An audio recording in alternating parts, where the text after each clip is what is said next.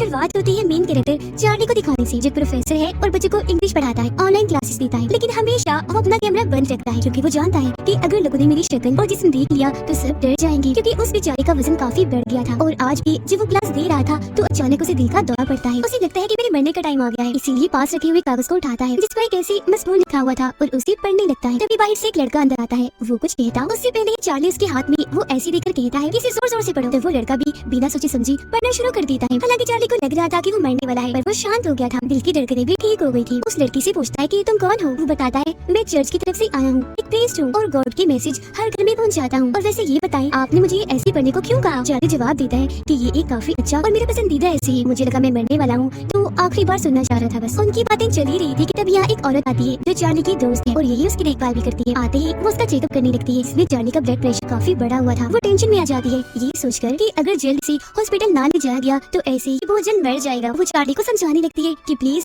चले जाओ हॉस्पिटल, जिसके लिए वो मना कर देता है कि नहीं मैं नहीं जाना चाहता हॉस्पिटल और वैसे भी मेरे पास इतने पैसे नहीं है। तभी उसकी नजर प्रीस्ट पर जाती है, वो पूछती है कि तुम कौन हो? वो अपने बारे में बताता है, साथ ही वो अपने चर्च का नाम भी बताता है। जो सुन वो चिढ़ जाती है, कहती है कि मुझे उस चर्च से नफरत है क्योंकि उस चर्च के लोग ये झूठे दावे करते हैं कि हम लोगों की जान बचाएंगे, उनकी मदद करेंगे, और अब की बार भी वो यही ड्रामा कर रही है कि हम चार्ली की जान बचाएंगे। प्रीस्ट कहता है ऐसा कुछ नहीं है जैसा आप सोच रही है, हम सच में चार्ली की जान बचाना चाहते हैं, गॉड का मैसेज उस तक पहुंचाना चाहते हैं ताकि उसे भी समझ लग जाए कि गॉड क्या कहना चाहते हैं और फिर उस हिसाब से वो अपनी जिंदगी गुजारे। वो कहती है कि बेहतर होगा तुम यहाँ से चले जाओ क्योंकि ना मुझे और ना ही चार्ली को इन बातों पर यकीन है। चर्च से तो हम दोनों सख्त नफरत करते हैं क्योंकि वहाँ से चार्ली को बस दुख ही मिले। दरअसल चार्ली का सबसे खास दोस्त वही रहा करता था, वो और चार्ली एक दूसरे को प्यार करते थे, लेकिन जब एक दिन उसके दोस्त की मौत हुई तो चार्ली ने टेंशन लेकर अपनी ऐसी हालत कर ली, उसे खतरनाक बीमारी हो गई। इस तरह चर्च से उसे इतना बड़ा दुख मिला। अब ये बातें सुनकर प्रीस्ट वहाँ से चला जाता है। उसकी दोस्त को जल्दी समझ लग जाती है कि चार्ली को भूख लगी है तो वो उसके लिए चिकन से भरी हुई बकेट लाती है जो उसे बहुत पसंद थी और मजे लेकर वो उसे खाने लगता है। ऐसे ही रात हो जाती है। आधी रात को भी फिर चार्ली वो ऐसे पड़ता है और फिर कपड़े उतार कर अपनी वॉकर लेकर कमरे की तरफ जाने लगता है। अब यहाँ हम पहली बार उसके जिस्म को देखते हैं जो काफी बड़ा है और हर जगह से फैला हुआ है, जिस वजह से उसे चलने फिरने यहाँ तक कि सांस लेने में भी मुश्किल हो रही है। वो जैसे बिस्तर पर लेटता है हम उसकी आंखें लेकर समझ जाते हैं कि वो कितना दर्द में है। अगली सुबह जब वो जागता है तो इंटरनेट पर सबसे पहले अपनी बीमारी के बारे में सर्च करता है। सारी चीजों को पढ़ के वो जान गया था कि मैं बस कुछ दिनों का ही मेहमान हूँ, लेकिन फिर भी नुकसानदेह चीजें खाने से बाज नहीं आता। दराज से चॉकलेट निकाल कर खाने लगता है, मगर अच्छे काम भी वो नहीं छोड़ता, जैसे कि साफ सुथरा रहने के लिए शेव करता है और चिड़ियों के लिए खाना डालता है। ये सब करने के बाद अपनी जगह पे आके बैठ गया था। तभी दरवाजा खोलकर एक लड़की अंदर आती है जो दरअसल उसकी बेटी थी। इसका नाम एरी था। एरी जब 8 साल की थी तो चार्ली ने अपनी वाइफ और बेटी को छोड़ दिया क्योंकि वो अपने दोस्त के साथ रहना पसंद करता था, अपनी वाइफ के साथ जरा भी कुछ नहीं था। और बस तभी से उसकी बेटी उससे नफरत करती है, उसे देखना तक नहीं चाहती क्योंकि बार बार उसे इस बात का एहसास होता है कि मेरे डैड ने हमें तब छोड़ा जब हमें उनकी सिर्फ जरूरत थी। लेकिन कभी कभी वो यहाँ आती है और हर बार अपने डैड से बदतमीजी से बात करती है, मगर चार्ली कभी उसकी बात का बुरा नहीं मानता। आज भी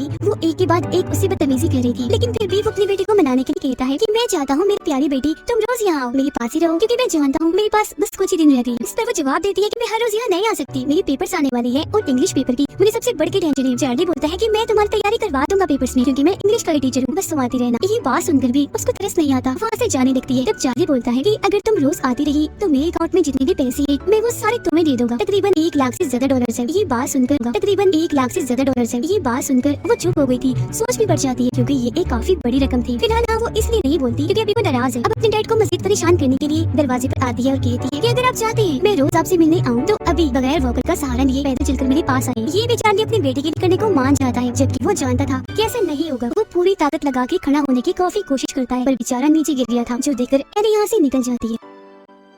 चार्ली की दोस्त घर में उसका चेकअप करने के बाद सफाई कर रही थी तो उसे एरी का लिखा हुआ ऐसे मिलता है। वो समझ गई थी कि यहाँ उसकी बेटी आई थी और पढ़ाई में चार्ली उसकी मदद कर रहा है। वो उसे डांटती है कि तुम भूल गई जब तुम्हारी डिवोर्स हुई थी तब क्या हुआ था, अपनी बेटी से तुम नहीं मिल सकते, ऐसी तुम पर कानूनी कार्रवाई हो सकती है। चार्ली कहता है मुझे इन बातों से कोई फर्क नहीं पड़ता, मुझे अपनी बेटी से हर हाल में मिलना है। जो बात सुनकर उसकी दोस्त चुप हो गई थी। थोड़ी देर बाद वो चार्ली को बर्गर खाने के लिए देती है जिसका एक टुकड़ा उसके गले में अटक गया। उसका दम घुटने लगता है जो देखकर फौरन उसकी दोस्त गले पर थपथपाती है। तब टुकड़ा निकलने से उसकी जान बच पाती है। इस वजह से वो चार्ली से नाराज हो गई। गुस्से में उसे कहती है कि अगर तुम्हें मरना है तो शौक से मरो पर मेरे सामने न।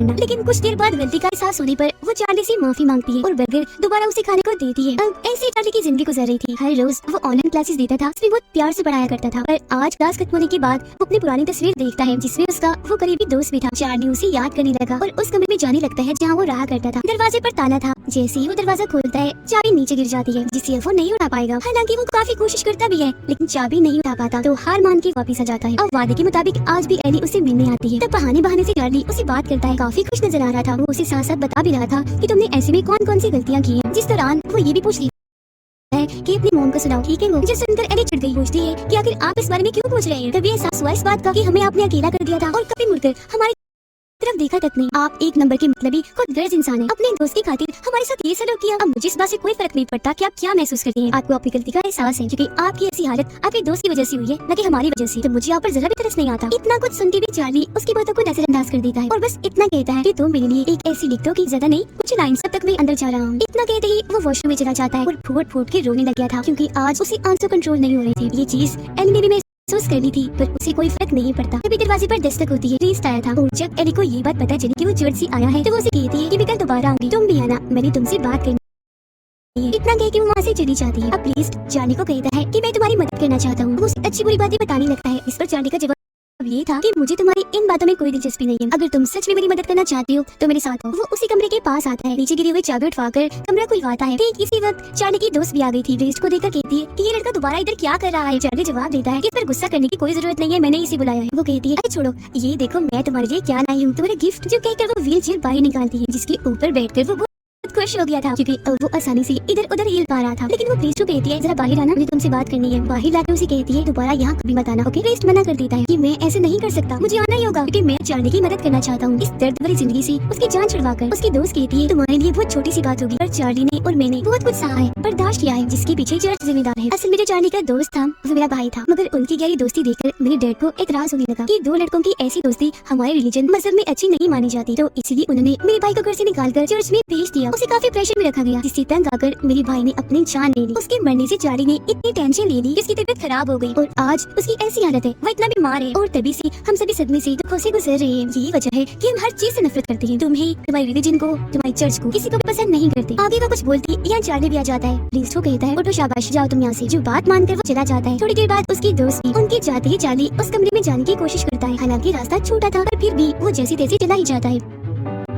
अपनी पुरानी चीजें देखकर अपनी दोस्त को याद करने लगा था। काफी जज्बाती हो जाता है। चार्ली को यहाँ एक कॉपी मिलती है जिस पर एली ने ऐसे लिखा था, लेकिन उसने बस 3 लाइनें ही लिखी थी। वो भी पढ़ के चार्ली बहुत खुश हो जाता है, क्योंकि अपनी बेटी में वो अपनी झलक देखता है। इस बारे में वो इतना सोचता है कि हंसने लगता है। हंसते हुए ही उसे दोबारा से दिल का दौरा पड़ता है, लेकिन जैसी तैसी वो खुद को संभाल ही लेता है कि आज मैं अपनी बेटी से अपने दिल की बात करना चाहता हूँ। एली गुस्से में कहती है पर मैं आपसे कोई बात करना नहीं चाहती। आप मुझे ये बताएं कि जब मैं छोटी थी तब आपको जरा भी ख्याल नहीं आया हमारा? बात करना, मिलना, सब कुछ बंद कर दिया। वजह जान सकती हूँ? चार्ली जवाब देता है कि अपने दोस्त से इतना करीब होने की वजह से सब मुझसे नफरत करने लगे। यही वजह थी कि मैं तुमसे नहीं मिला, क्योंकि इस चीज का तुम पर भी बुरा असर पड़ सकता था। फौरन एली बोल पड़ती है अच्छा छोड़ो इन बातों को, मैं सैंडविच बनाने लगी हूँ, बताएं खाएंगे? तब चार्ली खुशी खुशी मान जाता है कि मेरी बेटी मेरे लिए अपने हाथों से सैंडविच बना रही है। लेकिन सैंडविच खाते ही वो गहरी नींद में सो जाता है। और अब जैसी एली उस खुफिया कमरे में जाती है, तभी दरवाजे पर दस्तक होती है, क्योंकि प्रीस्ट आया था, जिसे एली अंदर खींच लेती है। लेकिन चार्ली की ऐसी हालत देखकर प्रीस्ट घबरा गया था कि इतनी आवाज होने के बाद भी वो नहीं उठा। तब एली उसे बता देती है कि मैंने उनकी सैंडविच में नींद की गोलियां मिला दी थी। जो सुनकर प्रीस्ट डर जाता है कि कितनी अजीब लड़की है और बोलता है कि मैं यहाँ से जा रहा हूँ। एली फौरन बोलती है नहीं बैठो, इधर कहीं नहीं जा सकती तुम, और अपनी बातों में फंसाकर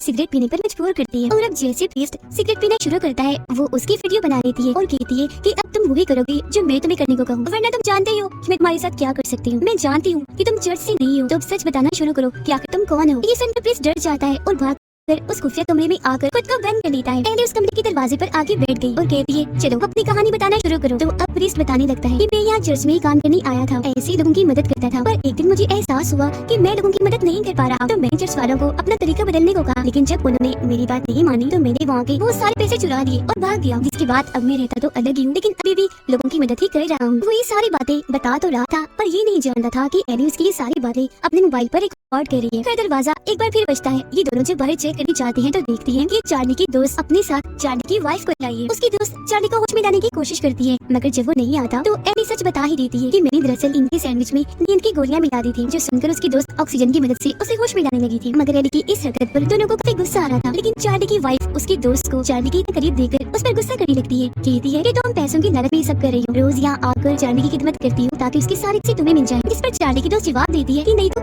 ऐसा तो कुछ नहीं है, ये मेरा दोस्त है इसलिए सब करती हूँ, और वैसे भी इसके पास कोई पैसे नहीं है। जिस तरह उसकी वाइफ कहती है कि मुझे लगता है तुम इस बारे में नहीं जानती, चार्ली के पास लाखों में डॉलर्स हैं। जो सुनकर उसकी दोस्त चार्ली पर गुस्सा करने लगती है कि तुम्हारे पास इतने पैसे हैं मगर तुम फिर भी अपनी जिंदगी गुर्बत में गुजार रहे हो। अजीब हो, पैसों का कहकर हॉस्पिटल भी नहीं जाते और मेरा जरा भी एहसास नहीं तुम्हें रुपया रुपया जोड़कर मैं तुम्हारे लिए चीजें लाती हूँ। इतना कहते हैं गुस्से में वो यहाँ से चली जाती है। अब एली चार्ली से दोबारा बदतमीजी करने लगी थी, इसलिए उसकी मॉम डांट कर उसे वहाँ से भगा देती है और चार्ली को बताती है कि मैंने जानबूझ के एली को तुमसे मिलने नहीं दिया क्योंकि वो बहुत ही बुरी है। वो इस कदर जालिमाना है कि उस वक्त अगर तुम इसे मिलती तो शायद तुम्हें ये मार ही देती। चार्ली जवाब देता है मैं नहीं मानता, वो मेरी बहुत ही प्यारी बेटी है। ये बात सुनकर उसकी वाइफ चार्ली को एली की इंटरनेट प्रोफाइल दिखाती है जिसमें एली ने अपने ही डैड की तस्वीरें इंटरनेट पर डाल हुई थी और काफी मजाक बनाया हुआ था। जिसके बाद ये दोनों अपने पुराने वक्त को याद करने लगती है कि हम एक साथ कितने खुश रहा करते थे। चार्ली बोलता है मैं मरने से पहले अपनी बेटी के लिए कुछ करना चाहता हूँ, मेरे अकाउंट में जितने भी पैसे हैं मैं वो सारे एली को दे दूंगा। उसकी वाइफ मना करती है कि मत करना, ऐसा गलत करोगे क्योंकि वो और बिगड़ जाएगी। इतना कह के वो चली जाती है। तभी चार्ली का पिज्जा भी आ गया था और आज वो खुद बाहर जाता है पिज्जा लेने। डिलीवरी बॉय जैसे चार्ली को देखता है डर के फौरन भाग जाता है। इस बात से उसे इतना गुस्सा आ गया था कि अंदर आकर वो गुस्से में पिज्जा खाने लगता है। फिर चॉकलेट्स टॉफियां खाता है, साथ ही फ्रिज में पड़ी सभी चीजें खाने लगता है। इस वजह से उसको उल्टियां भी लग जाती है। यहाँ उसकी दोस्त आती है जो चार्ली को कहती है कि मैं जानती हूँ तुम अपना इलाज करवा सकती थी पर जानबूझ के नहीं करवाया क्योंकि तुम खुद को सजा देना चाहती थी। मेरे लिए कितने दुख की बात है, पहले मेरा भाई छोड़ के चला गया और आज तुम जा रहे हो। क्योंकि चार्ली की हालत खराब हो रही थी, वो अपनी आखिरी सांसें गिन रहा था लेकिन अभी भी वो हॉस्पिटल जाना नहीं चाहता। वो फिर चार्ली के गले मिलकर दुखी होती हुए यहाँ से जाने लगती है। तभी गुस्से में यहाँ एली आती है और कहती है डैड ये क्या किया आपने, मुझे ठीक से नहीं पढ़ाया, मैं फिर फेल हो गई। जो शायद ऐसे की वजह से हुआ, वो आपने मुझे वर्क लिख के दिया होगा। चार्ली जवाब देता है बेटा एक बार जरा इस ऐसे को गौर से पढ़ो। और अब जैसे एली उसे पढ़ने लगती है चार्ली उसे जज्बाती होते हुए बताता है कि जब तुम चौथी क्लास में थी ये ऐसे तुमने तब लिखा था, तुम बहुत खास हो, बुरे नहीं हो और अब बंद करो खुद को सजा देना और दूसरों की नजर में खुद को गलत साबित करना। और मैं जानता हूँ तुम आगे जाके बहुत कामयाब होगी, मुझे तुम पर भरोसा भी है